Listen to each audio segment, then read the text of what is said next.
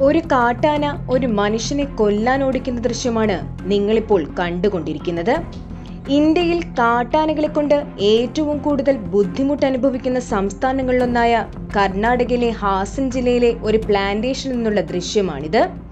കാട്ടാന അയാളെ കൊല്ലാനായി ഓടിക്കുമ്പോൾ ഒരു വീടിന്റെ ടെറസിന്റെ മുകളിലേക്കുള്ള പടികൾ കയറിയത് കൊണ്ട് മാത്രമാണ് അയാൾ രക്ഷപ്പെട്ടത്. എങ്കിൽ പോലും ആന പിൻവാങ്ങാൻ കൂട്ടാക്കാതെ അയാൾ താഴെ വരുന്നത് നോക്കി അവിടെ തന്നെ നിന്നു. അയാളെ ഉപദ്രവിക്കണമെന്ന് തീരുമാനിച്ചുറപ്പിച്ചതുപോലെയാണ് ആനയുടെ പ്രവൃത്തികൾ.